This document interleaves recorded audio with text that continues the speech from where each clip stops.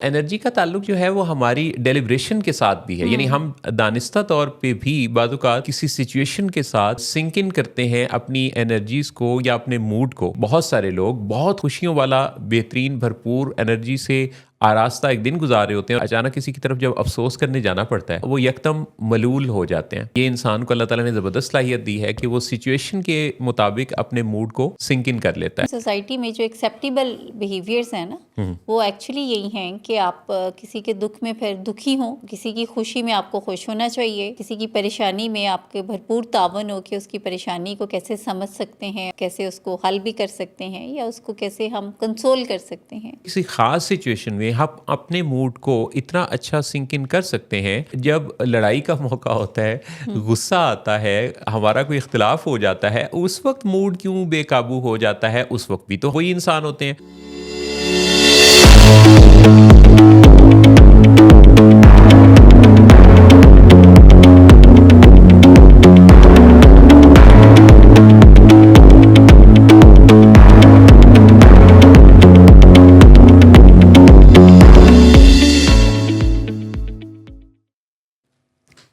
बहुत सारे लोग सिर्फ ये सोचते रहते हैं कि वो जब दौलत कमाएंगे, मशहूर होंगे तो इसका फ़ायदा उनकी औलाद को होगा। ये असल फ़ायदा कैसे हो सकता है, इस बारे में बात करेंगे। और बात करेंगे कि ये जो ओवर थिंकिंग होती है ये होती क्यों है, कब ज़्यादा होती है, रोकथाम कैसे हो सकती है, और क्या ख़ुद भी हम ओवर थिंकिंग में कुछ ऐसे फैक्टर्स हैं जो ऐड कर देते हैं जिसकी वजह से ओवर थिंकिंग को बहुत अच्छा प्ले करने का ग्राउंड मिल जाता है।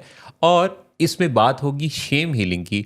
जहारा बड़ी ज़बरदस्त तैयारी के साथ बैठी हैं। जहारा कौन है? मेरे साथ मौजूद क्लिनिकल साइकोलॉजिस्ट। मेरा नाम मोहसिन नवाज़, विलिंग वेज का Lahore studio. Let's talk with willing ways और सब नाजरीन की खिदमत में अस्सलाम वालेकुम। अस्सलाम वालेकुम। उम्मीद है आप सब खैरियत से होंगे और जाड़े की आमद आमद है। जाड़े की आमद आमद है। अभी जो जिस तरह आप थोड़ी देर पहले टीवी होस्ट्स की नकल उतारते हुए बोल रही थी ना कि जिस तरह वो यकदम बहुत ऊंचा सा बोलते हैं, वैसा नहीं बोल रही आप। हाँ, बस वो मुझे ये हुआ कि क्योंकि अभी पता नहीं हमारा जो स्टूडियो में जितनी भी टीम है ये तैयार भी है इतनी एनर्जी के लिए या नहीं। मैं आपको अपना एक्सपीरियंस शेयर कर रहा था कि जिस तरह मैं एक टीवी चैनल के मॉर्निंग शो में था, तो वो बड़े ही ऐसे स्लो टेम्पो में आराम से बात हो रही थी, तो यकदम जिस स्पार्क से वो खातून बोली हैं तो थोड़ा सा तरह निकल गया। हाँ, मैंने भी सेम एक्सपीरियंस किया है कि बड़ा अच्छा रिस्पेक्टफुली बात करी होती है। रिस्पेक्टफुली तो खैर वो लाइव भी बात करी होती है, मगर एनर्जीज बहुत अच्छी होती हैं। अच्छा, तो एनर्जी का ताल्लुक जो है वो हमारी डेलिब्रेशन के साथ भी है, यानी हम दानिस्ता तौर पे भी बाज़-औक़ात किसी सिचुएशन के साथ सिंक इन करते हैं अपनी एनर्जीज़ को या अपने मूड को। जैसे कि बहुत सारे लोग बहुत खुशियों वाला बेहतरीन भरपूर एनर्जी से आरास्ता एक दिन गुजार रहे होते हैं, और अचानक किसी की तरफ जब अफसोस करने जाना पड़ता है तो वहाँ वो यकदम मलूल हो जाते हैं। और ये इंसान को अल्लाह ताला ने ज़बरदस्त सलाहियत दी है कि वो सिचुएशन के मुताबिक अपने मूड को सिंक इन कर लेता है। बिल्कुल। और फिर अच्छा भी यही लगता है ना मोहसिन साहब, क्योंकि सोसाइटी में जो एक्सेप्टेबल बिहेवियर्स हैं ना, वो एक्चुअली यही हैं कि आप किसी के दुख में फिर दुखी हो, किसी की खुशी में आपको खुश होना चाहिए, और किसी की परेशानी में आपके भरपूर तावन हो कि उसकी परेशानी को कैसे समझ सकते हैं और कैसे उसको हल भी कर सकते हैं या उसको कैसे हम कंसोल कर सकते हैं। अहम बात यह है कि अगर किसी ख़ास सिचुएशन में हम अपने मूड को इतना अच्छा सिंक इन कर सकते हैं, तो फिर जब लड़ाई का मौका होता है, गुस्सा आता है, हमारा कोई इख्तिलाफ हो जाता है, उस वक्त मूड क्यों बेकाबू हो जाता है? उस वक्त भी तो हम वही इंसान होते हैं। हम वैसा ही सिंक इन कर सकते हैं, यानी अपने मूड को ड्राइव करते हुए स्टेबल काम कर सकते हैं और मामले को, सिचुएशन को ख़राब होने से बचा सकते हैं। अगर हम याद कर लें कि हमारा मूड दरअसल हमारे अपने कंट्रोल में है। बहुत दफ़ा देखने में आता है कि कोई ऐसा फ़र्द जो गुस्से से लाल पीला हो रहा है, जिस फ़र्द के साथ वो लाल पीला हो रहा है, अगर वो फ़र्द बदल जाए, कोई और आ जाए, तो एकदम से उसका मूड बिल्कुल स्टेबल और काम हो जाएगा। यानी जैसे अगर आप कोई बहुत ही लड़ाई झगड़े के मूड में है, गुस्से में है, आप इससे बाहर हो रहे हैं, डोरबेल बजती है और आपकी कोई फेवरेट सेलिब्रिटी बाहर खड़े हैं, तो एकदम से ना सिर्फ आपका मूड संभल जाएगा बल्कि खुशी की लहर दौड़ जाएगी। और इस चीज़ को आपसे ज़्यादा कौन समझ सकता है? हाँ, इस चीज़ को मुझसे ज़्यादा कौन जान सकता कौन है। जान सकता है आपका? हालाँकि अभी आपको ऐसा खुश होने का कोई मौका मिला नहीं। हाँ, ये जो भी बात की है ना जहारा ने, और मैंने भी फ़ौरन इससे इत्तेफ़ाक किया है, इसके पीछे कोई जौहरी है। उफ़! इससे पीछे मेरी ठंडी आह निकली है बल्कि हाँ, मोहसिन हाँ, साहब, जी। इससे पीछे जौहरी है। और अभी तक तीसरा शो है, जौहरी को कुछ मालूम नहीं हो सका हाँ, कि ये मेरे ख्याल तीसरे शो में अगर 3 शो पहले किसी ने जौहरी का काम शुरू किया होता तो अच्छी खासी तरक्की कर एग्जैक्टली। अच्छा, अभी जैसे आप बात कर रहे थे ना कि मतलब हम वैसे तो काबू करना खुद को जानते हैं और कहाँ पे कैसे हमने अपने मूड को सिंक इन करना है ये भी हमें पता होता है, मगर जब गुस्सा आता है तो तब हम आउट ऑफ कंट्रोल हो जाते हैं जी। या गुस्सा आउट ऑफ कंट्रोल हो जी, जाता है। जी। तो फ़ौरन से मेरे ज़हन में जब आप ये बात कर रहे थे तो ख्याल आया कि असल में तो हमारा उस टाइम पे एनिमल ब्रेन काम कर रहा होता है। जी। और ह्यूमन ब्रेन से हम ऑपरेट नहीं कर रहे होते जी। हैं। लेकिन यूजली ये जो टर्म्स हैं ये इस्तेमाल होती नहीं सोसाइटी में, घरों में। तो हमें ऐसा लगता है कि जो गुस्सा है ना वो करना कोई जायज़ सी चीज़ है। जी। ठीक है, जो चीज़ आपको बुरी लगी है वो आप करें, उसका पुरजोर एहतजाज भी करें और इजहार भी करें। तो आज हम ये भी बताते जाएं, अभी मोहसिन साहब इस पे बड़े बलब से रोशनी भी डिटेल में डालेंगे कि असल में जो एनिमल ब्रेन है वो क्या होता है, ह्यूमन ब्रेन क्या होता है, और एनिमल ब्रेन से जब हम ऑपरेट करते हैं तो फिर हमें कैसी सूरत हाल से दो चार होना पड़ता मेरे है। ख्याल अगली दफ़ा ना सिरी पाए मंगवाया जाए शो पर, यहाँ प्लेट में रखी हो सिरी ठीक। और दिमाग सामने हो, उन्हें बताया कि ये होता है एनिमल ब्रेन। लेकिन सुभान अल्लाह। ह्यूमन ब्रेन सिर्फ बताना ही पड़ेगा। ठीक, ह्यूमन ब्रेन के लिए अब आप किसकी सीरी मंगाए? ह्यूमन ब्रेन के लिए प्लीज डोंट डू दिस कि जी। किसी ह्यूमन की सीरी हो मोहसिन साहब, दैट विल बी सो हाँ, डेंजरस। और वो सिरी नहीं होती, वो तो खोपड़ी होती है। खोपड़ी, हाँ, और सॉरी। इसमें फिर पुरानी फिल्में भी याद आती हैं और वो बादशाह भी याद आते हैं जो कई दफ़ा खोपड़ियों की लंबी लाइन लगवाया करते थे और ऊँट के नीचे से। गले में खोपड़ियों का हार पहनते थे। जी, खोपड़ियों से मुझे याद आया जी। कि 1820s में जब नफ्सियात का कोई दूर तक नामो निशान नहीं था। क्यों इंसान नहीं थे? नहीं, नफ्सियात का नामो निशान नहीं था। इंसान तो थे, ठीक। लेकिन नफ्सियात का नामो निशान नहीं था। बाकी साइंसेस थी जिन पे काम हो रहा था, जैसे फिजिक्स पे काम होता था, फिलॉसफी पे बातचीत होना शुरू हो गई थी, सही। मगर ह्यूमन जो साइकोलॉजी है इस पे बात नहीं होती थी।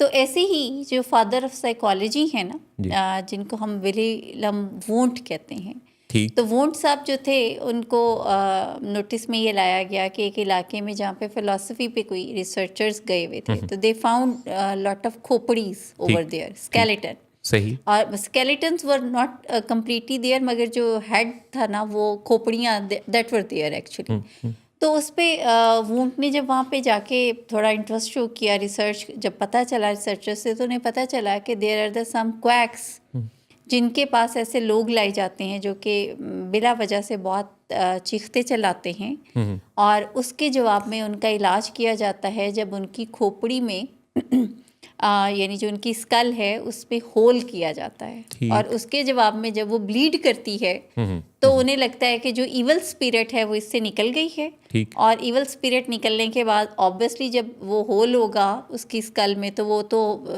शख्स बेहोश ही होगा ना, और अल्लाह को प्यारा भी होगा। जी, तो उन्हें लगता था इवल स्पिरिट निकल गई है, चीखना चलाना बंद हो गया। जी, जी। यहाँ से इंसानी नफ्सियात ने फिर आगाज़ लिया और वुंट ने ये फिर बेड़ा उठाया कि अच्छा, there are the certain things जो कि लोगों को चीखने पे और रोने पे मजबूर करते हैं। कितनी इम्पोर्टेंट इन्फॉर्मेशन आपने बरमौका आपको याद आया ये हवाला और आपने दी। बहुत ही ज़बरदस्त बात है। इंसान के इख्तियार में क्या है, सोचना, गौर करना और अपनी मेमोरी में उन चीज़ों को रिकॉल करना जो उसने पहले मुशाहिदा कर रखी हैं। जितने उलूम है दुनिया में, उन सारे उलूम में भी जब कोई फ़र्द अपनी मालूमात को रिकॉल कर पाता है और उसकी वर्किंग मेमोरी अच्छी होती है तो वो अपने उस इल्म का बहुत अच्छा इस्तेमाल कर पाता है, टाइमली, बरमौका, सही वक्त पर उसका हवाला देना। लेकिन बहुत सारे लोग इस चीज़ को कोई बहुत ज़्यादा अहमियत नहीं दे पाते, या वो इस बारे में इस स्किल को डेवलप नहीं कर पाते कि जो वो सीख रहे हैं उसको महफूज कैसे करना है। जी जी बिल्कुल। आज के दौर में महफूज करने के ज़राए बड़े आसान और अच्छे हैं, नोट्स बनाने से लेके गैजेट्स के इस्तेमाल तक, और व्हाट्सएप में पिन टू टॉप करने से लेके लेबल करने तक आप कितने ऐसे काम हैं जिसमें आप मदद ले सकते हैं। आप रिमाइंडर्स लगाते हैं, जगह जगह ऐसी ऑप्शंस मौजूद हैं जहां आप चीज़ों को महफूज कर सकते हैं, लिख सकते हैं। जैसे मैं वॉइस मेमो पर कई चीज़ें नोट ऑडियो नोट के तौर पे भी रखता हूँ और लिखा हुआ भी होता है। लेकिन हम सब लोग सीखने और फिर उस सीखे हुए को इस्तेमाल करने की तरफ अगर माइल हों तो तभी ये सारी चीज़ें फ़ायदेमंद हैं।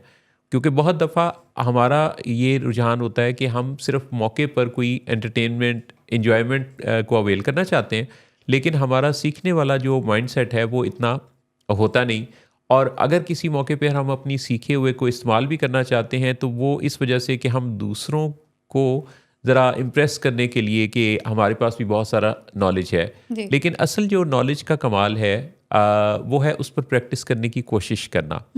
कोई जितना अच्छा प्रैक्टिस कर पाता है उतना ही अच्छा वो अपने नताइज लाइफ में प्रोड्यूस करता है। दौलत और शोहरत दो ऐसी चीज़ें हैं जो जब लोगों को अचानक से मिलती हैं और छप्पड़ फाड़ के मिलती हैं और अचानक वो उससे माला माल हो जाते हैं, तो ज़्यादातर हिस्ट्री बताती है कि ऐसे लोगों का दौलत और शोहरत को संभालना और संभल कर चलना काफ़ी चैलेंजिंग और मुश्किल होता है। जी। अगर आप तारीख़ के औराक पलटें, दुनिया से ख़बरें इकट्ठी करें, तो आपको मालूम होगा कि जिन लोगों की लॉटरीज़ बिलियंस की लॉटरीज़ लोगों की निकलती हैं, दूसरे ममालिक में लॉटरीज़ के निकल कर अचानक लोगों के अमीर हो जाने के वाक़यात होते रहते हैं। अच्छा, जब आप इन वाक़यात का जायज़ा लेते हैं तो अगर उन केसेस को जिनकी लॉटरी जिन अफराद की निकली उनकी ज़िंदगी को एक केस समझ के स्टडी किया जाए तो उसमें बेशतर औकात ये देखने में आया कि जिसकी अचानक लॉटरी निकली, चंद साल बाद उसकी ज़िंदगी में बहुत ज़्यादा क्राइसिस थे। मसलन वो जो फुटपाथ पे था और उसकी कोई लॉटरी निकली और वो बहुत अमीर हो गया, तो कुछ ही साल के बाद वो वापस फुटपाथ पे था। कोई ऐसा फ़र्द जिसकी लॉटरी निकली और वो बहुत अमीर हो गया, पर कुछ अर्सा बाद उसकी अपनी बीवी से जिससे बड़ी मोहब्बत थी, बड़ा अच्छा घर चल रहा था, उससे तलाक हो गई। कोई ऐसा फ़र्द जिसकी लॉटरी निकली तो कुछ अरसे के बाद वो उस पर कोई पुलिस केस बन गया, वो कोर्ट में खड़ा नज़र आया या वो जेल की सलाखों के पीछे नज़र आया। किसी ने उस अचानक आने वाली दौलत के नतीजा में अपने आप को या दूसरों को कोई नुकसान पहुंचा दिया। ये सब क्या है? एक्चुअली दौलत या अचानक मिल जाने वाली जो शोहरत है, ये इंसान के अंदर एक ऐसा बेकाबूपन पैदा करती है जिसमें उसका संभलना मुश्किल होता है। जैसे कि अगर फ़र्ज़ करें किसी को कोई बहुत अच्छा जंगली घोड़ा मैसर आ जाए पर उसे घुड़सवारी नहीं आती जी। तो वो उस पर सवार हो सकता है, पर जल्द ही वो उलट हो जाएगा काम, यानी यूँ होगा कि घोड़ा उस पर सवार होगा जी, चंद जी। कदम चलने के बाद। तो हम सब लोग बड़े फिक्रमंद रहते हैं कि हम अपने बच्चों को अपनी कमाई हुई दौलत सौंपना चाहते हैं। हम सोचते हैं कि हमारी ज़िंदगी की कमाई क्या है कि हम बहुत सारी दौलत कमाएं, बहुत सारा नाम बनाएं और फिर उसे मंसूब कर दें अपने बच्चों के साथ। पर हम अपने बच्चों को, अगली नस्ल को दौलत कमाने या संभालने या खर्च करने के आर्ट से ज़्यादातर हम में से रूशनास नहीं करते। हमें लगता है कि अगर हमने इस पे कोई कदगन लगाई, हमने दौलत की जो रेल पेल है या हमने बड़ी मेहनत से जो पैसे कमाए हैं, अगर हमने वो बच्चों को कहा कि इनको ज़रा सोच समझ के खर्च करना है, तो ये कंजूसी सी होगी या उनका दिल बुरा होगा कि हमारे जो वालिदैन हैं वो हमारे ऊपर इस तरह की पाबंदियां लगाते हैं कि अब हम पैसे भी नहीं उनके खर्च कर सकते। तो इससे क्या होता है कि जब हम ये चीज़ स्टडी करते हैं तो पता चलता है कि अचानक मिलने वाला कोई मर्तबा, कोई दौलत, कोई शोहरत, बग़ैर मेहनत के हासिल किया हुआ कोई भी ऐसा मकाम आपको डाइजेस्ट करने की कैपेबिलिटी अगर आप नहीं रखते तो ये चीज़ आपके लिए फ़ायदेमंद होने की बजाय उल्टा नुकसानदेह हो जाएगी। बिल्कुल। माशरे में अगर हम स्टडी करें, ये जो एक्सीडेंट्स होते हैं, ये जो तलाक़ें होती हैं, ये जो रिश्ते टूट जाते हैं, डॉक्टर्स के बड़े बड़े डॉक्टर्स के पास जितने अचानक किसी क्राइसिस के साथ पेशेंट्स पहुंचते हैं या जिनको कवानीन की जद में आना पड़ता है, कोई अचानक जिनके बारे में इस तरह के फ़ैसले होते हैं, बहुत लोग बीमार हो जाते हैं। ये जो सब कुछ होता है, इनकी अगर आप हिस्ट्री देखें तो उसमें आपको साइकोलॉजिकल एस्पेक्ट बहुत ज़्यादा नुमायाँ नज़र आता है, जिसमें किसी ऐसी चीज़ के बारे में जिसको वो संभाल नहीं पाए तो उसके नतीजा में कोई क्राइसिस पैदा हुआ होता है। तो ये वो चीज़ें हैं जिस पे अगर हम गौर करें तो हम अपने बच्चों के लिए सिर्फ कोई दौलत इकट्ठी करके उनको सौंपने के फरीज़े से निकल कर अगर हम उनको ये विज़डम दें कि उन्होंने अपनी ज़िंदगी में मेहनत से कोशिश करके कोई मकाम व मर्तबा, इज़्ज़त, दौलत, शोहरत हासिल करनी है, तो वो फिर उन्हें संभालना भी आएगी। बिल्कुल ऐसे ही है। अच्छा, एक चीज़ और भी मोहसिन साहब, जैसे भी आपने बड़ी खूबसूरत बात की कि जिस पैसे को माँ बाप बहुत मेहनत के साथ, प्लान के साथ, डेडिकेशन के साथ अर्न करते हैं, जैसे आसान अल्फाज में कहेंगे हार्ड अर्निंग मनी होती है उनकी, जी। उसी के बारे में वो बड़ा शाय फील कर रहे होते हैं बच्चों को ये बताना कि भाई इस बारे में ज़रा इसको एहतियात से इस्तेमाल करना जी, है। जी। अच्छा, दिस इज़ वेरी कॉमन। मतलब जैसे गाड़ी अगर माँ बाप ने ख़रीदी है और बच्चे ने उसको कोई ज़्यादा केयरफुली इस्तेमाल नहीं कर रहा या उसकी सफाई का ख्याल नहीं रखता, तो माँ बाप को ये कहने में भी मैंने देखा कि दुश्वारी होती है। अब ये वो एक्चुअली बिलीफ है आई गेस, जिसको जो कि इस्टेब्लिश है ना हमारी सोसाइटी में, कि माँ बाप जो हैं वो जवाबदेह नहीं कर सकते। उन्होंने कहीं पे ये रोल अडॉप्ट कर लिया है कि हमारा फ़र्ज़ बनता है, यानी वी आर जस्ट प्रोवाइडर। जी। और जवाब में अब हम एक 16, 18, 20 साल के बच्चे को क्या ही कहेंगे। जी। तो एक आसानी हम आपके लिए पैदा करें, जो कि बहुत दफ़ा पहले भी हमने शो में ये बात की है कि जवाब में हम हरगिज़ ये नहीं कहते कि बच्चा आपको गाड़ी ही दिला के दे या बच्चा आपको फ्यूल टैंक फुल करके दे। जवाब में बच्चा ग्रेटिट्यूड शो कर सकता है, वो टेक केयर कर सकता है, उसको प्रॉपर सफाई का ख्याल रख सकता है, आपको थैंक यू बोल सकता है दिन में, आपको अप्रिशिएट कर सकता है। लेकिन अगर जवाब में आपको ये भी चीज़ें नहीं चाहिए तो फिर आगे चल के वही होगा जो अभी सर आपने बात की ना, कि फिर वो जो आपकी हार्ड अर्न मनी है उसका बेदरीग और बेलिहाज इस्तेमाल जो है वो आपको किसी भी डिज़ास्टर की सूरत में नज़र आ सकता है। अच्छा, हम तो रूटीन में जी, वो बहुत खूबसूरत आपने बात की कि वो फिर उसका जो नतीजा है वो डिज़ास्टर की सूरत में होगा। हाँ, और हम रूटीन में ये देखते भी हैं। जैसे हमारे पास जो केसेस आते हैं तो एक्चुअली तो हमारे पास आते ही तब हैं फैमिलीज जब किसी न किसी वो डिज़ास्टर से गुजर चुके होते हैं या गुजर रहे होते हैं, तो फिर उनको ज़रूरत पेश आती है किसी एक ऐसी टीम की या ऐसे लोगों की जो एक्सपर्ट होते हैं। अब जब वो हमारे पास आते हैं तो फिर भी उनको जो चीज़ कहने में दुश्वारी होती है वो यही होती है कि कैसे हम इनको ये कहें कि भाई हम ये अफोर्ड नहीं कर सकते जो आप कर रहे हैं, या ये जो आपके रवैये हैं जो हमारे अंदर बेचैनी पैदा करते हैं, या जो आपके तरीक़ेकार है जो हमें रोज़ बरोज़ किसी मसले की तरफ लेके जा रहा है, तो उन्हें ये कहने में बड़ी दुश्वारी होती है। और अगर हम उन्हें ये सिखाने की कोशिश करते हैं, ये बताने की कोशिश करते हैं, तो आगे से एक जवाब मिलता है कि ये नहीं होने वाला। आपने अगर कुछ कहना है तो कह दें, आपने ये करना है तो कर दें, हम तो ये नहीं कह सकते बच्चा है। तो देखिए फिर डिज़ास्टर्स भी फिर आप एक के बाद दूसरा, दूसरे के बाद तीसरे डिज़ास्टर के लिए ख़ुद को तैयार कर लें, क्योंकि अगर आपने उनको तैयार नहीं किया तो फिर आप खुद तैयार हो जाए। हाँ, फिर खुद तैयार हो। हाँ, दो ही ऑप्शन हैं। हाँ बिल्कुल, हम तो मतलब आपको तैयार ही कर सकते हैं जी। वो जैसे हम अक्सर डॉक्टर साहब भी ये बात करते हैं ना कि हमें तो वैसे भी मिस्त्री मजदूरी समझते हैं ज़्यादातर फैमिली मेम्बर्स, कि अब जो बिल्डिंग हमसे नहीं तामीर हो सकी या जो हमसे कुछ ऐसा नई स्ट्रक्चर बन पाया तो हम किसी एक्सपर्ट को लेके उनसे मदद ले लें। लेकिन जब हमसे मदद लेते हैं तो फिर हमें भी वो मैं बहुत आसान अल्फाज में कहूँ लुकमे देना नहीं भूलते कि इंज नहीं इंज करना है तुसी। तो फिर हमारा जो काम है बीइंग एक्सपर्ट वो मिस्त्री मजदूर वाला तो बिल्कुल भी नहीं है ना।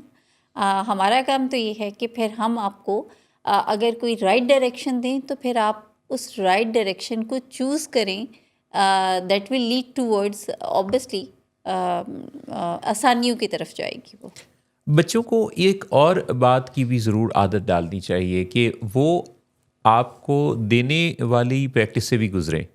अब जाहिर है आप तो बहुत कुछ अपने बच्चों के लिए कर रहे हैं, लेकिन अगर बच्चे आपके लिए अपनी पॉकेट मनी से ही कोई चीज़ लेना चाहते हैं या आपको कोई गिफ्ट देना चाहते हैं या आपके लिए कुछ करना चाहते हैं, तो उस वक्त ये सोच के रोक देना कि बच्चे को क्या जहमत देनी, या हमारा प्यारा बेटा या बेटी इसमें ऐसी ज़रूरत नहीं है, या अगर आप बहुत ज़्यादा रिसोर्सफुल पर्सन हैं तो आप सोचते हैं कि ये काम मैं किसी और से करवा लेता हूँ।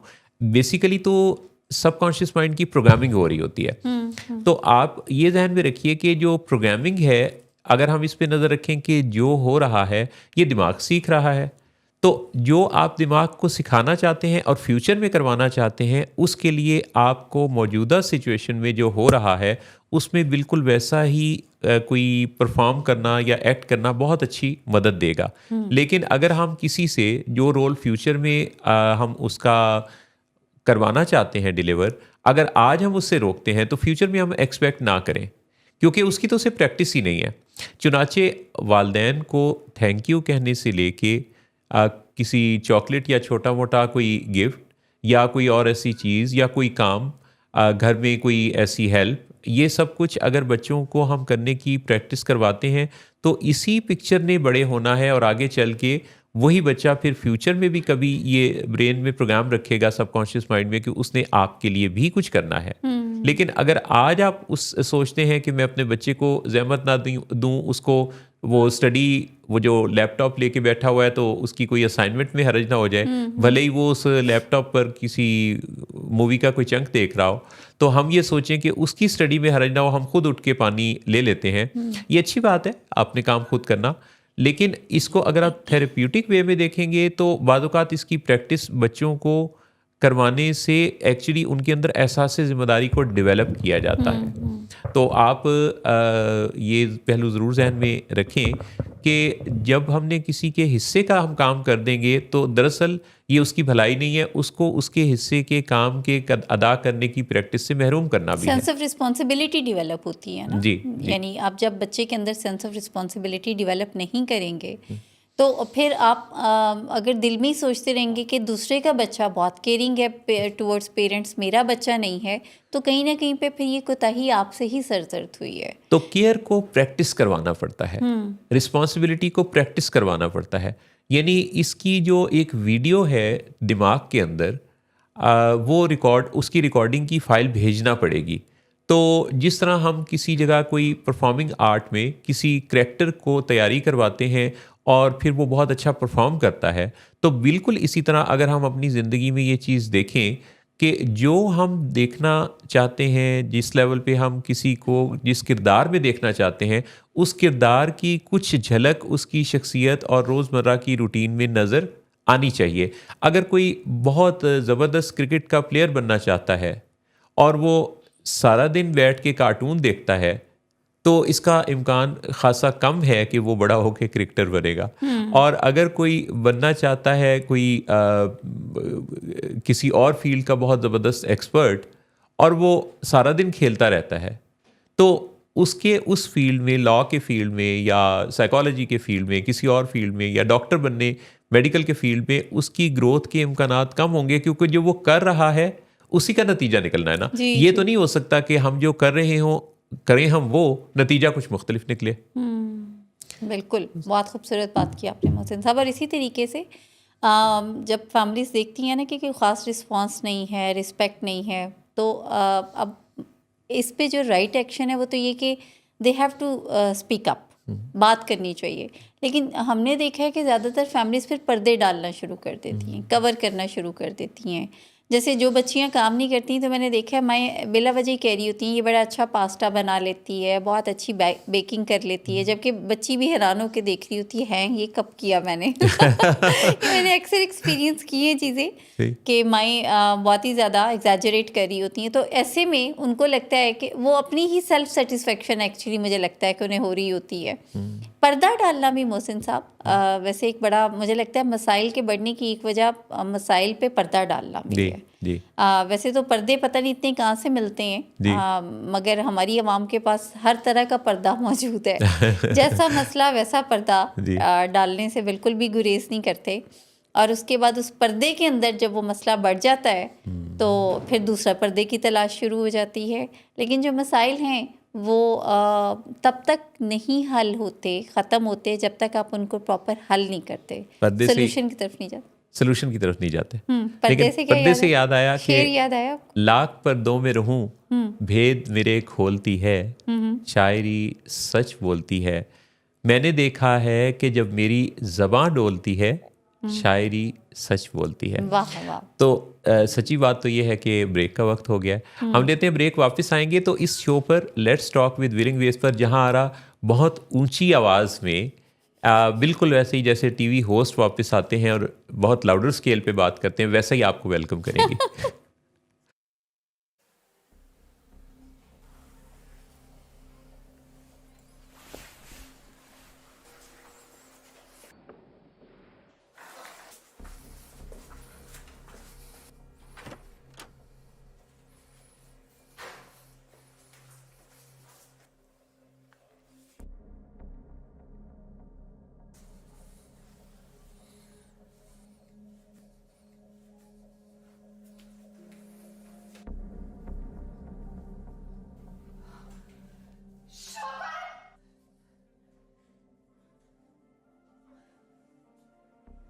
शराब नोशी की वजह किरदार की खराबी नहीं, मूड की खराबी है। शराब नोशी कभी भी नशे की बीमारी में बदल सकती है। नशे की बीमारी हर स्टेज पर काबिले इलाज है। मदद हासिल कीजिए, क्योंकि वो ऐसा नहीं करेगा। विलिंग वेज से मदद हासिल कीजिए, कहीं से भी मदद हासिल कीजिए, लेकिन फौरी मदद हासिल कीजिए।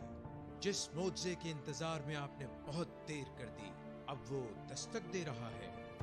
मदद हासिल कीजिए, मदद हासिल कीजिए, मदद। वेलकम बैक नाजरीन, मैं हूँ जहां आरा, मेरे साथ है मोहसिन नवाज और स्टूडियो है लाहौर विलिंग वेज। नहीं, ये गलत हो नहीं, गया। क्यों नहीं? हाँ, नहीं आखिर में आके बिल्कुल होस्ट इस तरह थोड़ी होते हैं कि बिल्कुल आखिर में आके स्लो हो जाते हैं। नहीं स्लो नहीं, अब मोहसिन साहब मैंने ऐसे सब वो भी तो लैंडिंग भी तो करनी है ना। हाँ, लेकिन वो बहुत अब मैं ज़्यादा बहुत हाई पिच से लैंड भी तो करूंगी ना। देखें, उसका सही तरीका ये है कि दूसरे का त्राण अगली करना ब्रेक चाहिए। में आप आएंगे। आपका त्राण नहीं निकला? नहीं। नाजरीन का पूछे, अभी कमेंट्स में बताएंगे जिनका उन्होंने कहा इनको हो क्या गया है। अच्छा। ये क्या हो गया मिस जहारा को? अच्छा। नहीं, वैसे आप असल में बोलती आप जिस टोन में है ना, जी जी। उसमें आप बात बहुत इफेक्टिव करती हैं। Oh my God. मैंने देखा है और मैंने आपने देखा है? हाँ, वो मैंने देखा है, पर वो आपने हुकूमत बदलती देखी आपको? सियासी गुफ्तगू नहीं करनी, कॉलर से बात करनी है। जी जी जी। अस्सलाम वालेकुम। वालेकुम अस्सलाम। जी, डॉक्टर बिलाल ज़फ़र साहब हमारे साथ हैं, कंसल्टेंट साइकेट्रिस्ट हैं, विलिंग वेज कराची से वाबस्ता हैं। तो आज हमने डॉक्टर बिलाल ज़फ़र साहब को अपने साथ शामिल किया ताकि कुछ चंद एक वो पॉइंट्स हैं जो कि हम डॉक्टर साहब से जानेंगे। तो डॉक्टर बिलाल, आप खैरियत से हैं? अल्लाह का शुक्र मोहसिन साहब, अस्सलाम वालेकुम। आपको भी और मिस जहारा आपको भी बहुत वालेकुम शुक्रिया अस्सलाम। मुझे ऑन बोर्ड लेने का। Most welcome. ये फरमाइएगा कि आप जैसे साइकेट्री के फील्ड में माशाल्लाह जितना ज़बरदस्त काम कर रहे हैं, विलिंग वेज के साथ आपका कराची में काम भी हम देखते हैं बहुत उम्दा। तो ये फरमाइएगा कि माशरे में लोगों में किस तरह के साइकेट्रिक प्रॉब्लम्स आपने देखा कि ज़्यादा बढ़ते चले जा रहे हैं, और फिर एक बतौर कंसल्टेंट साइकेट्रिस्ट के उसके चंद एक कोई ऐसे पहलू भी ज़रूर उजागर कीजिएगा कि जो रीज़न बन जाते हैं ब्रेन केमिस्ट्री के अंदर इस तरह की तब्दीली के। बहुत शुक्रिया मोहसिन साहब, आपका ये सवाल बहुत इम्पोर्टेंट है। और अगर मैं बात करूं कि माशरे में किस तरीके के हमारे पास साइकेट्रिक डिसऑर्डर्स हैं जो कि जन्म ले रहे हैं, तो उसमें ऑब्वियसली हम सबसे अव्वल पे हम जिसको रखते हैं वो डिप्रेशन है। क्योंकि डिप्रेशन की, और इसकी अगर हम कॉजेस की बात करें तो कॉजेस बहुत सारी हैं जी, लेकिन डिप्रेशन के अलावा हमारे पास एंजाइटी और दूसरी भी काफी चीजें हैं जो कि काफी कॉमन है। अभी कॉल आने से पहले मैं आपका शो ही देख रहा था, जी। तो काफी अच्छा स्टार्ट किया था आपने भी और मिस जहारा ने भी, और थोड़ी बच्चों पे बात हो रही थी। जी। तो क्या ऐसा हो सकता है कि मैं अपना कुछ इज़हार ख्याल करूं चंद लफ्जों में उस हवाले से जिस हवाले से आप लोग बात कर रहे थे? ज़रूर। जी, बिल्कुल बिल्कुल। अच्छा, ऐसा है कि अपनी प्रैक्टिस के दौरान भी जाहिर है हमारा एक डोमेन होता है जिसे चाइल्ड साइकेट्री कहते हैं, तो उसके अंदर भी हम बच्चों को देख रहे होते हैं। और यहाँ विलिंग वेज में भी कभी कभी ऐसा होता है कि हमारे पास आउट पेशेंट पे साइकेट्रिक असेसमेंट के लिए कभी कभी बच्चे भी आ जाते हैं। जी। तो अभी ज्यादा दूर की बात नहीं है, तकरीबन 1 महीने पहले की बात है कि हमारे पास जो है वो समझ लें 7-8 साल की एक बच्ची थी ठीक। जो कि आई थी और उनके अंदर जब हमने असेसमेंट करी, मैं उसके अंदर मौजूद था, तो जब मैंने देखी तो उसमें उनकी वालदा का एक, क्योंकि वो सिंगल पेरेंट भी थी उनकी वालदा, तो उनकी वालदा का एक बड़ा इम्पोर्टेंट सा एक, जो मुझे इम्पोर्टेंट लगा, एक स्टेटमेंट था कि देखें ये मेरी बात नहीं मानती। अब ये एक जुमला अपने अंदर बड़ी बड़ी डिटेल और बड़ी सिग्निफिकेंस समाये हुए है, और इसको इस तरीके से कि हमने आज से पहले पुराने जमाने में हमने किसी वालिद या वालदा को ये कहते हुए नहीं सुना कि बच्चे हमारी बात नहीं मान रहे। थोड़ी देर पहले जो बात आप लोग कर रहे थे कि हम जिस तरीके से बच्चों को आसाइशें फराहम करते हैं, और जिसको अल्लाह ने नवाजा है उसको बिल्कुल करना भी चाहिए, लेकिन हमारा ये मानना है और रिसर्चेस भी ये बताती हैं कि जब तक आप कोई हार्डशिप फेस नहीं करते, जब तक आप कोई मुश्किल टाइम नहीं देखते, तब तक आपको उस चीज की कदर नहीं होती जो आपको मिलती है। और ये यूं कहिए कि मुश्किल वक्त तो खैर एक अपनी जगह पे रहा, लेकिन किसी प्रोसेस का नतीजा नहीं पाते। यानी एक प्रोसेस है जिसमें आपने जैसे मिसाल के तौर पे अगर किसी को डिग्री बगैर एग्जाम से गुजरे मिल जाए तो उसके नॉलेज और स्किल्स का लेवल क्या होगा, इसी से को देख लीजिए। तो जो प्रोसेस का हिस्सा बन के कोशिश करके नतीजा पाएगा या कामयाबी पाएगा, उसका वो वैल्यू करेगा। बिल्कुल ऐसा ही है, बिल्कुल ऐसा ही है, वजह फरमाया आपने। तो जहां तक उनके ट्रीटमेंट की बात थी, जैसे आपने पहले सवाल भी किया कि हम कौन कौन सी ऐसी चीजें करते हैं, तो ऑब्वियसली इतने छोटे बच्चों में हम ड्रग्स वगैरह तो नहीं, लेकिन उनके ऊपर ज्यादा मैंने उनसे बात जो करी थी वो यही करी थी, और आउट पेशेंट में वो दिखाती भी हैं कि पेरेंटिंग पे हम किस तरह काम कर सकते हैं। क्योंकि आजकल बदकिस्मती से हुआ ये है कि वालिदैन भी जो है वो एक समझ लें कि दो राह पे खड़े हुए होते हैं। एक जगह उन्हें सोशली एक्सेप्टेबल भी होना होता है जहाँ पे वो बच्चों के साथ सख्ती नहीं कर सकते, और दूसरी तरफ ये होता है कि वो बच्चों के साथ हार भी मान रहे होते हैं। तो इसी कश्मकश में जैसे अभी जहां ने भी बात करी थी पर्दों की, कि वो पर्दा डालते हैं और उस पर्दे की वजह से जो है वो बहुत मुश्किलात होती हैं जो आजकल हम बच्चों में देख रहे हैं। क्योंकि बचपन का जो पीरियड होता है ये काफी नाजुक होता है, और यहीं से जैसे हम सब आगाह हैं इस बात से, यहीं से फिर पर्सनैलिटीज बन के आगे डेवलप होती हैं, और यही वो एज होती है जैसे हम कहते हैं ना कि एक बड़ी नरम सी डाली होती है जिसको मोड़ा जा सकता है, मोल्ड किया जा सकता है। यानी बाद में जब वो तनाव पर तरफ बन जाती है तो उसे मोड़ना मुश्किल होता है। आप बहुत खूबसूरत आप बात करें। जो बच्चा 9 साल की एज में आपकी बात ना मानने का रुझान रखता है, वो 19 साल की उम्र में बागी है, क्योंकि जो उसका पैटर्न सेट हो रहा है वो एक्चुअली बात ना मानने का पैटर्न सेट हो रहा है।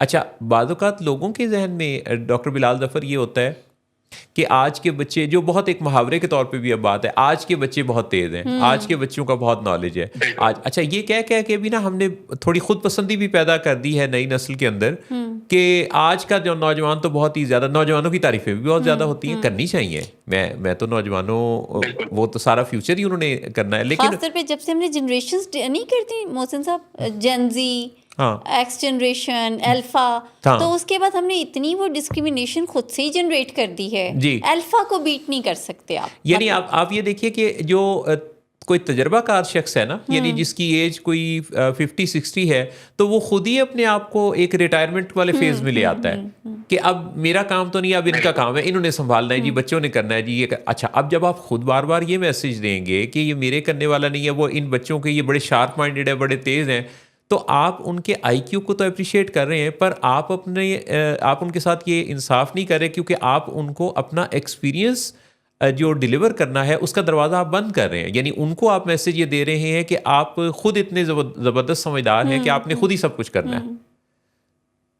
बिल्कुल ऐसा ही है, बिल्कुल ऐसा ही है। और जो बात आपने करी थी मोहसिन साहब अभी थोड़ी देर पहले कि अगर 9 साल का बच्चा आपकी बात नहीं मानता तो 19 साल की उम्र में वो बागी होगा। अगर हम देखें कि हमारे पास जितने पेशेंट्स होते हैं जो क्रिमिनल एक्टिविटीज में मुलव्वस होते हैं, उनकी अगर आप बचपन में नजर डालें, बिल्कुल बचपन में उनके बिल्कुल एग्जैक्ट वही बात होती है जिस बात का भी आपने जिक्र फरमाया था थोड़ी देर पहले। तो ये हम तजर्बात जैसे सीखते भी हैं, देखते भी हैं कि हमारे पास जितने ये केस स्टडी क्या होती है, दरअसल केस स्टडी ये होती है कि आप मैक्सिमम अगर फैमिली पर्दा ना डाले, वैसे मुझे वो भी याद आता है कि पर्दे में रहने दो, पर्दा ना उठाओ, पर्दा जो उठ गया तो भेद खुल जाएगा पर्दा जो उठ गया तो भेद खुल जाएगा। तो भेद से यानी वो जो भेद है वो अगर कोई घर का भेदी इस बारे में पर्दे उठाना शुरू करे और बताना शुरू करे, तो जो फैक्ट्स सामने आएंगे उसमें आपको सही पिक्चर से, आपको उस केस में जब पीछे बचपन में भी जाने का मौका मिलेगा देखने का, तो आपको एक ना ग्राफ बनता हुआ नजर आता है। तो बेसिकली ये केस स्टडीज क्यों होती हैं? इसलिए होती हैं कि उस केस के जिस नतीजे पर वो पहुंचा है, उस नतीजे तक पहुंचने में जो फैक्टर्स इन्वॉल्व हैं उनको दूसरों को बताया जा सके कि ये करने का ये नतीजा निकलता है।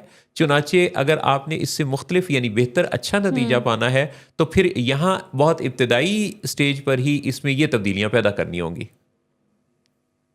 बिल्कुल बिल्कुल ऐसा ही है। और इसमें एक बात मैं और इंक्लूड करना चाहूंगा मोहसिन साहब कि देखें, हम सबको पता है कि आग अगर छोटी जगह पे लगी हो और लोगों को पता लग जाए कि आग लगी है तो उसको बुझाना कदरे आसान होता है, बजाय इसके कि वो आग फैल जाए और उसके बाद लोगों को पता चले कि आग लगी है। जी ट्रू, जी जी, क्योंकि उस वक्त तो बुझा ये है कि अगर शुरू में पता, जी जी, और जी, उस वक्त यानी आप ये नहीं ढूंढेंगे, देखेंगे नहीं, ये नहीं कि आग किसने लगाई, कैसे लगी, बल्कि उस वक्त पहला गोल होगा आग बुझाना। बिल्कुल बिल्कुल बिल्कुल बिल्कुल ऐसा ही है, बिल्कुल ऐसा ही है। लेकिन एक और चीज़ भी है कि कई दफ़ा हमारे पास क्लाइंट्स जब रब्ता करते हैं, कोई फैमिली, कोई मिसेस किसी पेशेंट की या वालदा या वालिद, तो वो ये कहते हैं कि वो तो मदद लेने के लिए आमादा नहीं है, जो पेशेंट है वो तो आमादा नहीं है, तो ये काम शुरू कैसे होगा? तो मैं उन्हें फिर ये बात कन्वे कर रहा होता हूँ कि जिस तक सेक पहुँच रहा है ना, ये वहाँ से काम शुरू होगा। यानी आग जहाँ लगी है, अब वहाँ से ये मौका नहीं है कि उसको वहाँ से बुझाया जाए, बल्कि आग को वहाँ से बुझाना शुरू करेंगे जहाँ तक वो पहुँची हुई है। मतलब आग बुझाना कम से कम सीखें तो बेशक, सही ना बेशक, कि आग बिल्कुल। को बुझाना कैसे है। जी, मतलब तो जी। फैमिली ही स्टेप लेगी। जी। मगर फैमिलीज यूजुअली ये समझती हैं कि जहाँ पे आग लगी है ना, ये उसी की जिम्मेदारी है कि वो अपनी आग को भी खुद बुझाए और अपनी राख भी खुद समेटे। बीमारियों में ये पॉसिबल नहीं है। जी जी, बहुत ही हमारी बात जो है ना, बातचीत बड़ा मुझे ऐसा लगा जैसे फिलोसफिकल डिस्कशन शुरू हो गई। और इसके अंदर से जितने ये पहलू हैं, जितने छोटे छोटे जुमलों में, नुकात में जो जो पैगामात हैं, मेरा ख्याल है कि अगर उन पैगामात को कोई भी समझ लेगा तो उसका ख़ानदानी जो एक सुकून है और बच्चों की परवरिश में जो उसका रोल है वो ज़्यादा इफ़ेक्टिव और अच्छा हो जाएगा। तो डॉक्टर बिलाल ज़फ़र, आप की शिरकत, मुख्तसर सी शिरकत बहुत ही सूदमंद है, फ़ायदेमंद है। तो मैं चाहूँगा कि हम आपसे दोबारा भी ज़रूर गाहे बगाहे अपने शो पे बात करते रहें। इंशाल्लाह इंशाल्लाह। और आप दोनों का बहुत शुक्रिया कि आप लोगों ने मुझे ऑन बोर्ड लिया। मैं इंशाल्लाह आगे भी इंशाल्लाह उम्मीद करता हूँ कि अपना इनपुट देता रहूंगा। बहुत अच्छा शो आप लोग कर रहे हैं, keep it up. Thank you so much once again. बहुत बड़ी नवाजिश। अल्लाह हाफिज़। अल्लाह हाफिज़। डॉक्टर बिलाल ज़फ़र से हमारी बात हुई और अब लेते हैं ब्रेक। वापस आएंगे तो आपसे मज़ीद बातचीत का सिलसिला आगे बढ़ाएंगे।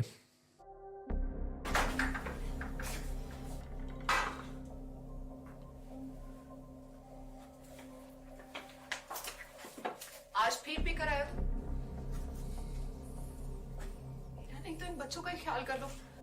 बंद करो तुम अपनी बकवास। लेकिन तुम अपनी घटियार को तो सिर्फ बाज मत आना। तुम हो ही घटिया इंसान। तुम होती कौन हो मुझे रोकने वाली? तुम्हारे बाप के बाल की पीता हूं क्या? शराब नोशी की वजह किरदार की खराबी नहीं, मूड की खराबी है। शराब नोशी कभी भी नशे की बीमारी में बदल सकती है। नशे की बीमारी हर स्टेज पर काबिले इलाज है। मदद हासिल कीजिए, क्योंकि वो ऐसा नहीं करेगा। विलिंग वेज से मदद हासिल कीजिए, कहीं से भी मदद हासिल कीजिए, लेकिन फौरी मदद हासिल कीजिए। जिस मुआवजे के इंतजार में आपने बहुत देर कर दी, अब वो दस्तक दे रहा है। मदद हासिल कीजिए, मदद हासिल कीजिए, मदद हासिल कीजिए। कम बैक नासरीन, मैं हूँ जहारा, मेरे साथ है मोहसिन नवाज। नहीं, वो जिनका मैंने जिक्र किया है ना, जी, वो देखिए अभी मैंने लैंडिंग नहीं की। जिस तरह से त्रा निकाला था ना, अच्छा, त्रा निकालने का भी आपको पता है कि एक अपनी एक पोजीशन है।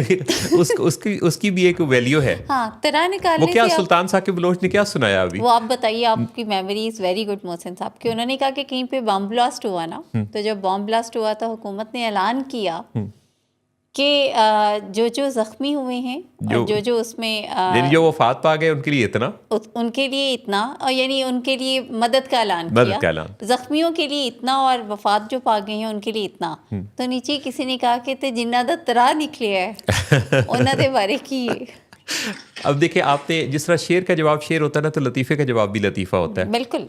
तो एक साहब ने उनसे पूछा, ये नहीं पूछना कि किन से पूछा, अच्छा, उनसे पूछा उन्हीं कि से पूछा? हाँ, उनसे पूछा कि अगर कोई गलती कर दे तो आप माफ़ भी कर देते हैं? कहते मैं माफ़ करने वाला कौन होता हूँ, माफ़ करने वाली अल्लाह ताला की ज़ात है। हाँ, मैं उसे वहाँ तक पहुँचा देता हूँ जिससे आगे फिर अल्लाह ताला ने हिसाब किताब करना होता है। वेरी गुड, बहुत अच्छे भाई। तो मतलब अभी थोड़ी देर पहले हम कह रहे थे गुस्सा वगैरह को सीख लें ज़रा, एनिमल ब्रेन। जी, ठीक मोहसिन साहब। तो बात करें। जी बिल्कुल। अस्सलाम वालेकुम। अस्सलाम वालेकुम। जी वालेकुम सलाम। हमारे साथ रक्षंदा कॉल पर हैं। क्या हाल है आपका, खैरियत से हैं? जी जी, अल्लाह का शुक्र है। आप बताएं, आप खैरियत से हैं? जी जी, अल्लाह का शुक्र है। आपका बहुत अच्छा फीडबैक हमारी वीडियोस के बारे में, हमारे काम के बारे में आता रहता है, जिसके लिए आपका बेहद शुक्रिया। तो आप इस वक्त जब मुखातिब हैं तो बहुत सारे लोगों तक आपकी आवाज़ पहुंच रही है, आपके अल्फाज भी। तो क्या कहना चाहेंगी? सबसे पहले तो आपका बहुत बहुत शुक्रिया, आपका और मैं जहाना का, कि आपने मुझे चांस दिया है कि मैं विलिंग वेज के प्लेटफॉर्म से अपने नज़रियात को भी और अपने मशाइल को भी रख सकूं। अच्छा, मेरे मुशाहिदे में जो मैंने ऑब्जर्वेशन मैंने घरों की हद तक और फैमिली की हद तक बात की जाए तो, और सोसाइटी की हद तक भी बात की जाए, तो हमारे माशरे में जिस्मानी जो बीमारियां हैं जैसे कैंसर, हार्ट अटैक, हाइपरटेंशन और शुगर, इनको तो बहुत अहमियत दी जाती है और इन पे बहस भी होती है और इलाज भी फ़ौरन तलाश किया जाता है। मगर अफसोस के साथ ही कहना पड़ता है कि ज़हनी और नफ्सियाती बीमारियों को इस संजीदगी से नहीं देखा जाता और ना लिया जाता है। तो अक्सर फैमिलीज के जो मेंबर्स हैं वो, या तो जो पर्सन इन पेन होता है उसको ये कह दिया जाता है कि वो या तो वो ड्रामा कर रहा है या वो बहाना बन रहा है, या फिर उसके गुस्से को ही इनेबल कर दिया जाता है कि डाटा बंदा है, डर के रहो, बात ना करो, या फिर उसके गुस्से को किसी और तरीके से भी समझा जाता है कि दिल का अच्छा है, दिल का बुरा नहीं है। तो हमारे कल्चर में जो नफ्सियाती बीमारियां हैं, इसको आज भी यही जुमले जो हैं वो कमजोर कर देते हैं, कि जैसे लोग अक्सर इसलिए भी अपनी बात कहने से डरते हैं कि उनको सोशल स्टिग्मेटाइजेशन का खौफ होता है, कि वो कहते हैं कि लोग क्या कहेंगे, या उस पर्सन को कह रहे होते हैं कि तुम बहुत ज्यादा सोचते हो, टेंशन ना लो, और ज़हनी बीमारियां इसी अंदाज में दब जाती हैं। तो इस वजह से जो लोग हैं वो बजाय इसके साइकेट्रिस्ट के पास या साइकोलॉजिस्ट के पास हेल्प के लिए जाएं, वो वहाँ उस दरवाजे तक पहुँचते ही नहीं है और अपने ज़हनी मसाइल इस तरह उनके बढ़ते जाते हैं। अच्छा, इसमें एक और चीज़ भी जो मैं चाहूँगा कि जहारा भी इस पे अपना इनपुट दें और आप भी, कि बहुत दफ़ा क्या ऐसा नहीं होता कि किसी घर में कोई बहुत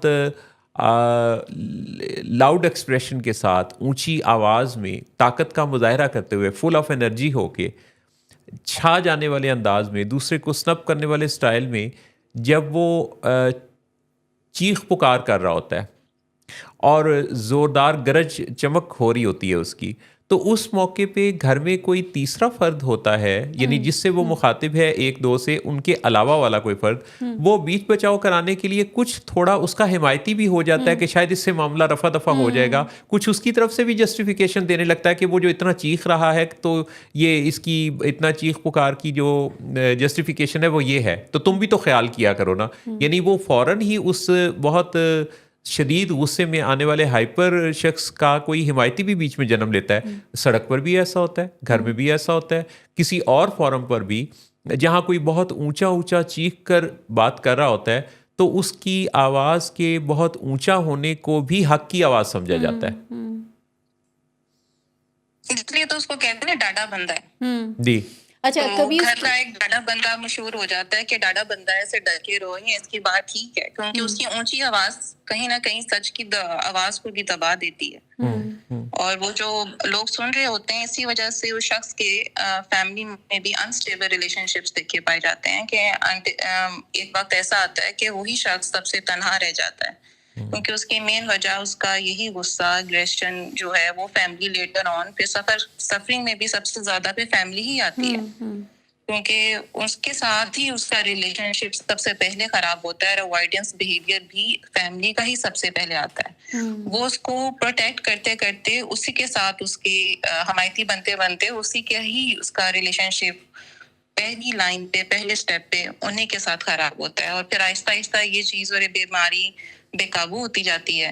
और उसके लेटर ऑन जो इफेक्ट्स हैं वो खाली हम समझते हैं कि हमें जो ये शुगर की बीमारी है या हमें हाइपरटेंशन की बीमारी है, हमारे हार्ट डिजीजेस की बीमारी है, हार्ट अटैक्स होते हैं, तो उसकी भी अगर रूट कॉजेस जो जदीद साइंस ने अभी हमें ये बताया है कि उसका भी रूट कॉज ही स्ट्रेस और एंजाइटी और आपकी केमिकल इम्बैलेंसेस हैं जो आपके दिमाग में होते हैं, जो कोर्टिसोल लेवल जो आपका हाई होता है, उसकी वजह से मेन रीजन ये होता है कि अक्सर लोगों को हार्ट अटैक्स भी आते हैं। और अक्सर जो ये भी साइंसिस ने कहा है कि जितने भी कैंसर के ये WHO से प्रूव आता है कि जो कैंसर की डिजीज है उसकी भी आप जब बहुत ज्यादा स्ट्रेस लेते हैं तो आपकी बॉडी के अंदर ऐसे इन्फ्लेमेटरी सेल्स की प्रोडक्शन होती है जिसकी वजह से वो रूट कॉज बनते हैं कैंसर जैसी बीमारी का भी। तो अगर हम अपनी जहन की हिफाजत कर लें, अपनी सोचों की हिफाजत कर लें और तो हमारे ये तमाम जिस्मानी बीमारियां जो हमारे स्ट्रेस से रिलेटेड हैं, जो आफ्टर इफेक्ट्स हैं ज़हनी बीमारी के, तो उनसे हम बड़ी आसानी से बच सकते हैं। बेहतरीन बात कही आपने। जहाँ आप कुछ कहने लगी थी। जी, बड़ी खूबसूरत बात की मैडम ने। एक्चुअली मैं बस यही ऐड करने लगी थी कि जैसे कोई एक एनेबलर होता है ना, जो जैसे आपने बात की कि कवर कर रहा होता है, तो दूसरा कोई ऐसा भी होता है जो दूसरी पार्टी को एक्चुअली ब्लेम कर रहा होता है। और यूजली उसमें जो सजेस्ट किया जा रहा था वो यही कि अगर वो तुम्हारी वजह से गुस्से में आता है तो तुम उसके सामने मत आया करो या उससे बातचीत ही ना करो। और ऐसी सूरत हाल में वो जो गुस्सा करने वाला है वो उसको सभी सही समझना शुरू कर देते हैं। जो इस स्टोरी का एंड वो इसलिए पेनफुल भी है, जैसे अभी मैडम ने बड़ी अच्छी बात की कि वो सफ़रर होता है और वो तन्हा रह जाता है, क्योंकि वो तो एक मसले से ऑपरेट कर रहा है ना, उसे तो राइट डायरेक्शन की ज़रूरत है। लेकिन जब अगेन पर्दा ही डाला जा रहा है या अनेबल किया जा रहा है तो आहिस्ता आहिस्ता से फिर वो बाकी सोसाइटी में तो उसकी वो कोई ऐसा अनेबलिंग नहीं होगी ना, तो डिसफंक्शनैलिटी आ जाएगी या कोई बीमारी आएगी। यानी ऐसे गुस्सैले शख्स को हाइपरटेंशन भी होगी, हार्ट के इश्यूज़ भी होंगे, स्टमक का इशू होगा, डायबिटीज़ हो सकती है, तो उस सफरिंग तो उसकी बहुत मल्टीपल चीज़ों से हो गई ना। यानी आप देखिए कि पहले वो जो साइकेट्रिक कोई रीज़न है उसका प्याला लबालब भरेगा तो फिर वो छलकता हुआ जिस्म के ऊपर भी जाहिर होना शुरू हो जाएगा। तो बहुत अच्छा आपने रक्षंदा, आपने बहुत ही अच्छा प्रिसाइज्ड, फोकस्ड और साइंटिफिक बात कही कि ऐसा ही है। और सोसाइटी को जिस्मानी बीमारियों की तरह अगर जिस्मानी बीमारियों को प्रिवेंट करना है और करने की ख्वाहिश है तो फिर उसमें इसका ज़रूर जायज़ा लेना है कि दिमाग के अंदर जो चल रहा है, जो बॉडी का CEO है, इंचार्ज है, तो उस दिमाग के ही सारे कंट्रोल्स हैं। जैसे कि लोगों को ये तो पता है कि दिमाग के अंदर कोई क्लॉटिंग होती है तो बाजू या टांग काम करना छोड़ देते हैं। तो अगर इसी चीज़ पर गौर किया जाए तो ये दिमाग के अंदर ही कोई तब्दीली होती है जिससे हाथ चलना शुरू होते हैं। यानी हाथ चलने से मुराद ये कि किसी पर हाथ उठना शुरू होता है, तो ये भी दिमाग के अंदर ही कोई, जिस तरह क्लॉट हाथ को उठने से रोकता है, इसी तरह कोई और केमिकल है जो कि बढ़ के तो उस हाथ को दूसरे पर उठाने पर मजबूर कर देता है। Chemical plus learn behaviour. हाँ, अच्छा, अब ये जो केमिकल्स का इम्बैलेंस है, इसको बैलेंस करने के बाद जो कि दवाइयों का काम हो सकता है, काफ़ी केसेस में तो खैर माइल्ड केसेस में तो सिर्फ काउंसलिंग से, मॉडरेट केसेस में दवाई भी चाहिए होगी और सीवियर केसेस में एडमिशन चाहिए होगा। तो केमिकल्स की को पहचानना कि केमिस्ट्री है क्या, और फिर उस केमिस्ट्री के लिए जो एक्सपर्ट्स हैं उनसे बात करना कि वो देखें कि आया ये जो केमिकल है इसको काबू करने के लिए सिर्फ काउंसलिंग ही काफ़ी होगी, या अगर रिसेप्टिविटी नहीं आ रही, बातचीत करने से नहीं आ रही, तो हो सकता है कि केमिकल्स का कोई ऐसा इम्बैलेंस हो जिसको नॉर्मलाइज करने के बाद फिर बात करने का असर उस पर ज़्यादा हो। तो बहुत शुक्रिया रक्षंदा आपकी शिरकत का। जी, आपका बहुत शुक्रिया। और मैं आखिर में एक छोटी सी बात कहना चाहूँगी जी, जो कि जिसम वही कहानियाँ बोलते हैं जो जहन बरसों से खामोशी में सह रहा होता है। तो हमें अपने जहन की हिफाजत हम सबको पहले करनी चाहिए और पॉजिटिव थिंकिंग के साथ जिंदगी को आगे लेके चलना चाहिए, और उसके लिए अगर हमें हेल्प की जरूरत पड़े तो उसको मांगने में कभी भी देर नहीं करनी चाहिए। बहुत बहुत ही खूबसूरत आपने बात कही। इसी मौजू पर आपकी कॉल के बाद मैं जहां आरज़ से कहूँगा कि ये जो मदद की ज़रूरत पड़े और हम मांगने से गुरेज़ा रहते हैं, इसके फैक्टर्स क्या हैं। तो thank you so very much for calling in. बहुत शुक्रिया, मेहरबानी, थैंक यू। अल्लाह हाफिज़ जी।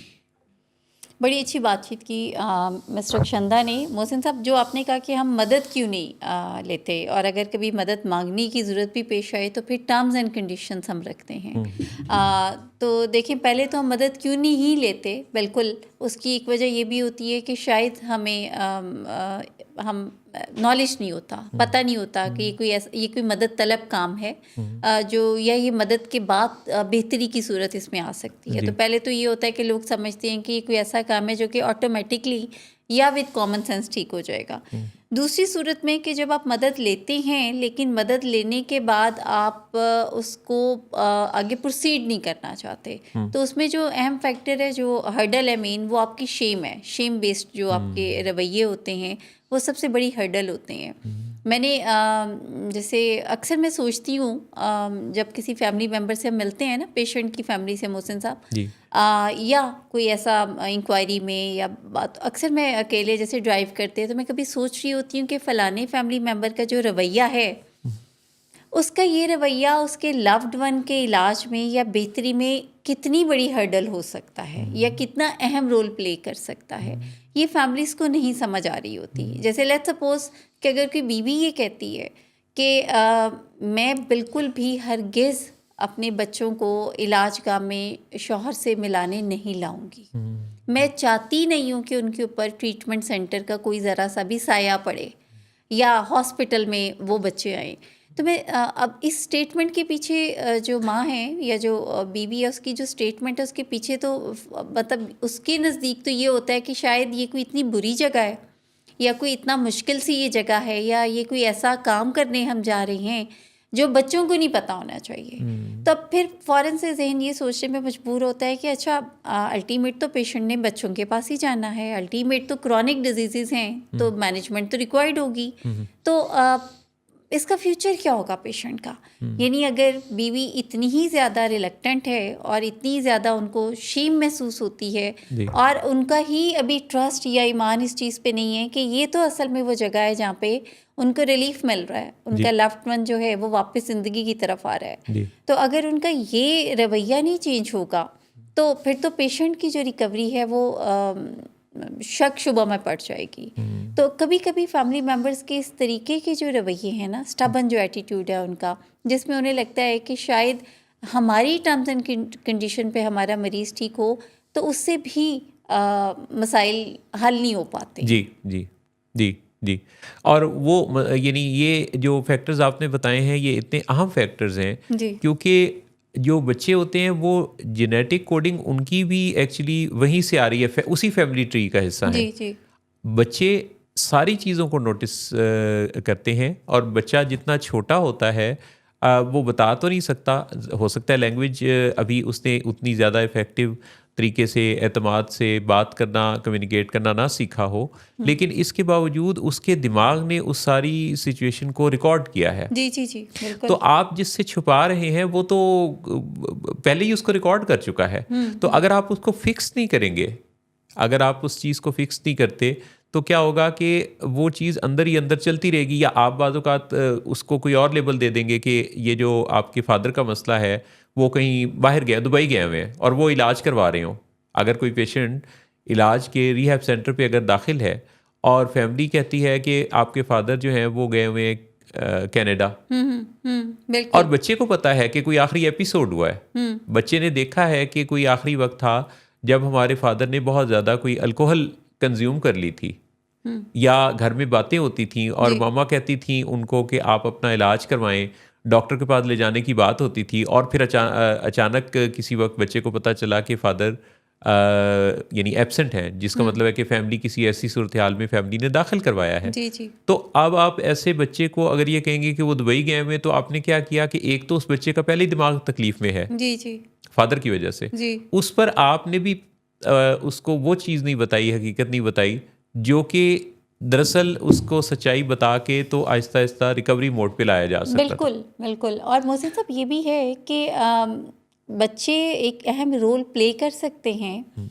अपने पेरेंट्स की या फादर के इलाज में, क्योंकि बच्चे वो सब होता देखते हैं, जैसे आपने अभी एक्सीडेंट की बात की, उसके अलावा जो कॉन्फ्लिक्ट्स होते हैं हस्बैंड वाइफ में, फादर का फंक्शनल ना होना, फादर का एक्टिवली पार्टिसिपेट ना करना, ये छोटी छोटी चीज़ें, मदर्स का रिएक्ट करना या गिला करना या बाप के बारे में कुछ ऐसी स्टेटमेंट्स देना, तो बच्चे वो सब भी तो एक्सपीरियंस कर रहे होते हैं। अगर अब उनको आप रीज़नेबली बताते हैं कि ये कोई ऐसी डिफ़िकल्टी है जिसको हमें हल करना है और इलाज की ज़रूरत है, ये एक बीमारी है जो कि ज़हनी और जिस्मानी बीमारी है, मेरा ख्याल है it is far easy than other statements जो आप झूठ बोलते हैं। जी, जैसे आप कहीं बाहर के मुल्क, जैसे भी आपने कहा, गए हुए हैं या घर पे नहीं अवेलेबल या बिजी हैं, अब ये वो स्टेटमेंट्स हैं जो कि आप, ये भी पर्दा है जो आप डाल रहे होते जी, हैं। जी। अच्छा, दूसरी तरफ जो नशे की बीमारी की अगर हम स्पेसिफिकली बात करें, तो नशे की बीमारी बढ़ती कैसे है? नशे की बीमारी सिर्फ 2 रवैयों की वजह से बढ़ती है, घर वालों की स्पेसिफिकली 2 रवैयों की वजह से बढ़ती है। एक तो जब वो अनेबल कर रहे होते हैं, यानी फैसिलिटेट करते हैं, और दूसरा प्रवोक कर रहे होते हैं। तो पर्दा डालना क्या हुआ? पर्दा डालना फैसिलिटेट करना हुआ। अब फैमिली दूसरी तरफ जब पेशेंट से मिल रही होती है, तो वो फुली उसको ये गारंटी दे रही होती है कि बेफिक्र हो जाओ, किसी को नहीं बताया तुम कहाँ हो, कोई मसला नहीं, कुछ ऐसा नहीं होगा, सबको पता है तुम कहीं बाहर गए हुए हो, उम्रे पे गए हुए हो, हज पे गए हुए हो। अब उन्हें ये नहीं पता कि उनकी ये जो फेवर है, ये जो अनेबल करना है, ये जो पर्दा डालना है, बेसिकली मरीज़ के पास बहुत सारे ऐसे चांसेस दे रहा होता है जिसमें वो दोबारा नशा करेगा। क्योंकि अगर उसे यही नहीं फ़िक्र कि सोसाइटी में अब ये चीज़ ओपन है कि मैं बीमार हूँ और नशा मैं नहीं कर सकता और मेरे मूड मिजाज के मसाइल हैं, तो मुझे अब अपनी ज़िम्मेदारी लेनी होगी, तो ये ज़िम्मेदारी तो घर वालों ने ले ली। घर वालों ने अब उम्मीद क्या लगाई कि अब क्योंकि हमने इस पे पर्दा डाला है, हमने एक पूरी फ़ाइट की है, हमने लोगों को बताया ये कहाँ पे था, तो अब ये हमें अकॉर्डिंग टू हमारी जो एक्सपेक्टेशंस है उस पर पूरा होता है। बिल्कुल सही। और इस पूरे दौरान में वो बीमारी को भूल जाते हैं। और होता क्या है कि जब भी पेशेंट अपनी पैराडाइम से ऑपरेट करता है और वो उस पर्दे का नाजायज़ फ़ायदा उठाता है, तो फिर फैमिली उसको बुरा भला कहती है, जिसे हम प्रवोकिंग कहते हैं। तो नशे की जो बीमारी है वो इन 2 रवैयों में बढ़ती है। हम बारहा ये हर फैमिली को समझाते हैं कि आप कुछ मत करें, सिर्फ अपने घर में इन 2 रवैयों पे काम कर लें। ना तो आप फैसिलिटेट करें, ना प्रवोक करें, आप वो बात करें जो असल में है, यानी इशू पे बात करें, असर्टिवली बात करें, इफेक्टिवली कम्युनिकेट करें। आप उसे कहें कि हम तुम्हारे साथ हैं, हम समझते हैं कि this is something which is not in your control, क्योंकि ये बीमारी ही लॉस ऑफ कंट्रोल की है, लेकिन अब हम वो नहीं करेंगे जो हम पहले करते रहे हैं। बट अनफॉर्चुनेटली फैमिलीज़ क्या करती हैं कि वो कहती हैं सॉरी ये हम काम नहीं कर सकते, लोगों को तो हम नहीं बता सकते। हालांकि हम बारहा कहते हैं कि लोगों को मत बताएं, लेकिन अगर कोई पूछे तो प्लीज़, अगर कोई बीमार है तो आप बताएंगे कि वो बीमार है। आप ये तो नहीं कहेंगे कि वो, अब किसी को कैंसर है तो आप ये तो नहीं कहेंगे वो दुबई गया है, आप यही कहेंगे ना शौकत खानम गया है।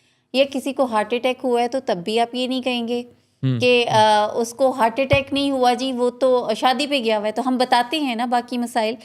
तो ये भी बताना है कि ये एक बीमारी है, बीमार है और हम उसको इलाज करा रहे हैं, हम सीख रहे हैं, हमें आप सबकी भी मदद चाहिए होगी। और जितना आप इस चीज़ में कंफर्टेबल होंगे, आप ओपन अप होंगे, उतना ही आपका लव्ड वन सेफ हो जाएगा। बहुत ही खूबसूरत आपने तमाम जो पहलू हैं उनको बड़ा ही अच्छा उजागर किया, और मैं समझता हूँ कि अगर ये चीज़ें क्लैरिटी से इसी तरह लोग समझ लें तो वो बहुत अच्छे से नशे की बीमारी और उसके हार्म्स को प्रिवेंट और रिड्यूस कर सकते हैं और बर वक्त बर मौका इलाज शुरू करके बहुत बड़े बड़े नुकसानात से बच सकते हैं। वक्त हुआ है आपसे इजाज़त तलबी का। Let's talk with willing ways आप एवरी सैटरडे को देखते हैं इसी चैनल से, लाहौर स्टूडियो से, और विलिंग वेज आपके लिए प्रेजेंट करता है हर शाम 7 बजे यू आस्क फॉर इट एक ऐसा शो जिसमें कि आप हमारे लाहौर, कराची, इस्लामाबाद के डिफरेंट प्रोफेशनल्स की टीम को मुख्तलिफ़ मौज़ूआत पर जो आपकी ज़िंदगी के मौज़ूआत हैं उन पर बात करते हुए सुनते हैं। आप अपने जो भी कमेंट्स हमारी किसी भी वीडियो पर देते हैं, हम उनको हमारी टीम ज़रूर नोटिस करती है और उसके मुताबिक हम अपने सवालात को, मौज़ूआत को तरतीब देते हैं। डॉक्टर सदाकत अली जिनका show you ask for it बहुत पॉपुलर और फेमस शो है, वो आज शाम 7 बजे लाहौर स्टूडियो से टेलीकास्ट होगा। डॉक्टर सदाकत अली को आप कराची और इस्लामाबाद के यू आस्क फॉर इट के शोज़ में भी देखते हैं जब वो विज़िट करते हैं, जैसे उनके फ्रीक्वेंट विज़िट्स कराची के भी होते हैं, इस्लामाबाद के भी होते हैं। तो डॉक्टर सदाकत अली के साथ यू आस्क फॉर इट की जो शोज़ हैं वो लाहौर के साथ साथ कराची, इस्लामाबाद से भी प्रेजेंट होते हैं।